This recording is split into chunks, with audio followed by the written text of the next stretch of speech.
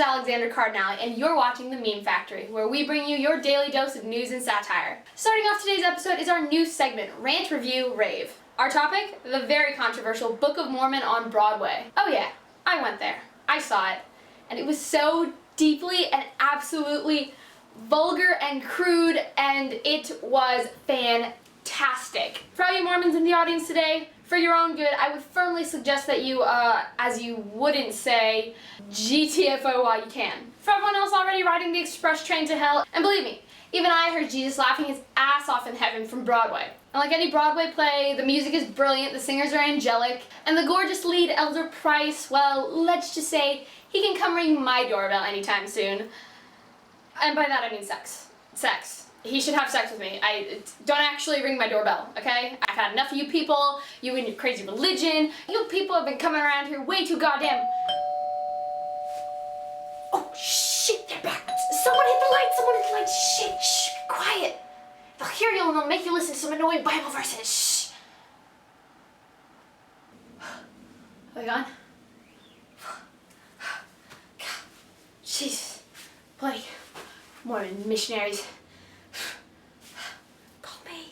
Now here comes the fun part. In all this talk about Mormons, missionaries, and Jesus and whatever, the real minds of Trey Parker and Matt Stone reveal themselves. And they let all of their South Park crazy go wild on this play. No mercy. Without giving it all away, the two creators of South Park created a play in which two missionaries, Elder Cunningham, the nerdy and slightly mentally unstable disaster, and Elder Price, the handsome and successful devotee, are sent off to the red zone, rural Uganda. Packing a full house for 8 shows a week, the cast belts out songs like, and I kid you not, fuck you God, act out a mass orgy on stage, and have scenes where in a mini play, Joseph Smith fucks a frog, wherein you can buy said frog right outside the door after the show as a novelty item. And believe me, I was really close to getting one. So far, the show has raked in 9 Tonys and a Grammy. Clearly more popular than many people would have anticipated. As expected by the writers, the actual statements of the Mormon Church were actually quite cool and reserved, and in my opinion reflects the fact that if they did support some huge protest or uprising, it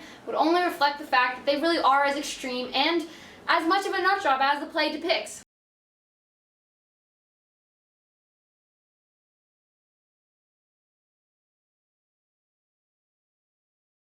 Which, even though it's still harsh, it's meant to be a parody, and it's supposed to be taken lightheartedly and worth a good few laughs. Michael Otterson, head of public affairs for the church, released a statement replying, "The production may attempt to entertain audiences for an evening, but the Book of Mormon will change people's lives forever by bringing them closer to Christ." Of course, parody isn't real, and it's the very distortion that makes it appealing and often funny. The danger is not when people laugh, but when they take it seriously. The tail end of that statement, I completely support.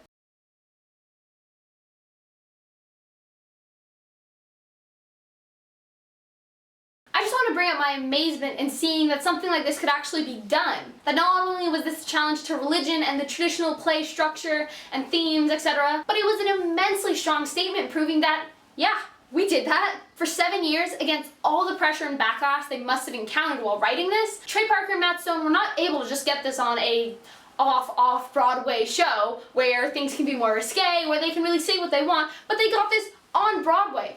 And were successful and loved for it. Just think about the amount of power, social status, and just plain risk-taking skill that must require to get that job done. So if you happen to be in New York anytime soon, go ahead, appreciate the show. It is a fantastic show. I highly, highly recommend it. The writing is tight, the characters are lovable and funny, and in the end, altogether just makes for a good, fun night out. Moving on to the lead of today's tech news. Besides Monday being the 7th birthday of YouTube, happy birthday YouTube. Yes, YouTube has reached that extremely awkward age of experimentation and highly excessive hormones that we all had to muddle through ourselves while we were in high school. Yes, I know you remember it. Don't try and block it all out. It's still there. Today, the creators of Project Good Cry, D. Kim and Biston Chen, have begun their first installment of an experiment intended to make crying a collective experience, later feeding into an extensive study of the role of crying in a networked culture. Neat, right? Click the iCried button whenever you felt moved or cried after finishing some piece of material. And instead of rating the videos with a series of stars, thumbs ups, thumbs downs, likes, dislikes, your emotions are gauged by teardrops. Similar to the Facebook like button, this new feature is an alternative to the traditional YouTube thumbs up, thumbs down feature. Not that I ever had a problem with the YouTube thumb buttons. I actually like the simplicity of rating a video yes, no, like, or dislike, especially considering just the sheer number of videos people must see on a daily basis. However, that being said, Project GoodCard perks my interest because it aims to make digital spaces more human by communicating direct feelings and complex emotions to digital content instead of simply passive favorites and likes. So while I don't need or particularly want every single person pouring out their heart and soul and internal philosophical debates as to why the cat continues to chase the red dot and how it's actually a metaphor as to why Jesus was a time-traveling hippie, finding quick, social, and efficient means of detailing deeper emotional levels should be an interesting endeavor. Which leads me to ask you, world, how well do you think iCried will do? Is it an interesting idea, a potentially successful idea, or a flop? Post your deep, intellectual, complex, philosophical ideas in the comment box below and cry about it. Actually don't. Just don't. It'll probably just screw up your computer, honestly, so just don't cry about it, yeah?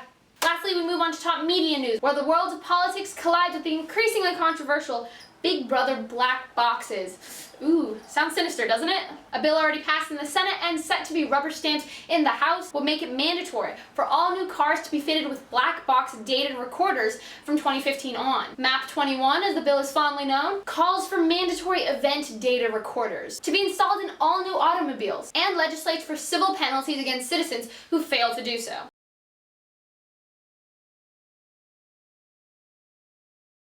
Although the text of legislation states that such data would remain the property of the owner of the vehicle, the government would have the power to access it in a number of circumstances, including by court order, if the owner consents to make it available, and pursuant to an investigation or inspection conducted by the Secretary of Transportation. In theory, kind of, I really do want to say that I support this intention behind the bill. But in reality, given the innumerable examples of both government and industry illegally using supposedly privacy-protected information to spy on individuals, people, Orwell's 1982 was supposed to be a warning, not a how-to manual. This blatantly represents the slippery slope to total Big Brother surveillance. The legislation, also suspiciously titled Moving Ahead for Progress in the 21st Century Act, sailed through the Senate after being heavily promoted by Democrats Harry Reid and Barbara Boxer. This same bill also includes a provocative provision that would enable the IRS to revoke citizens' passports who are merely accused of owing